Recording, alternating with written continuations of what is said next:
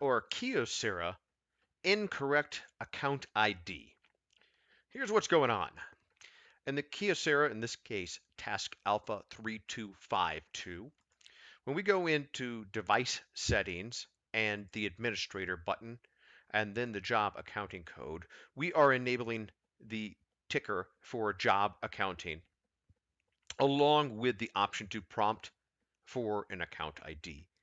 Now, sporadically, what this is causing is an issue whereby, seemingly without any kind of uh,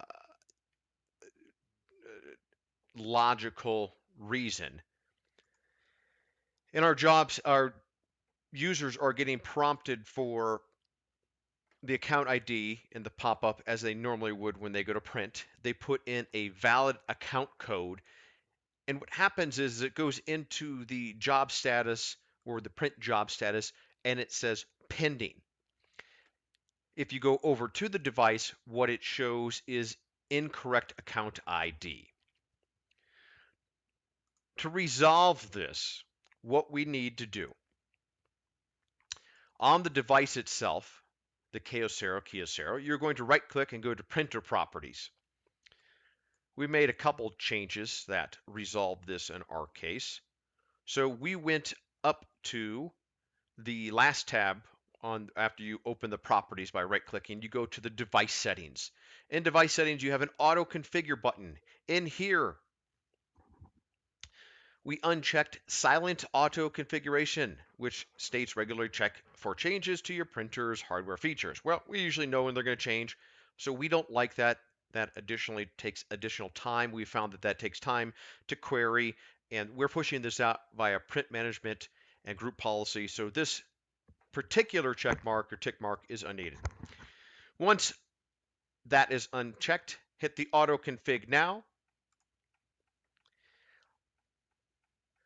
That gives a quick prompt, and it should come back and say it's obtained the settings after a short delay where it states that it's gathering polling the configuration from the printer. Hit OK on that. Then go back over to the Advanced tab. Now, normally and default for a printer installation is going to be for the section that says spool print documents so program finishes printing faster. That is the default, and underneath you're going to have a couple other tick marks there that are by default selected. Print spool documents first and enable advanced printing features. Anyone that's been around the block for a while knows that one of the first things you might do is disable the enable advanced printing features option. But in this case, we're going to circumvent that whole area by above in the selection above it going to print directly to the printer, which grays out that underlying area there.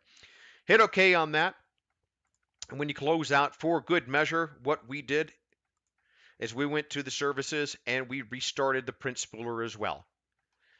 Have your users then try to print, check in the log. The log will probably say something along the lines of completed successfully under the printing job log, and the status might show printing or spooling if you catch it quick enough.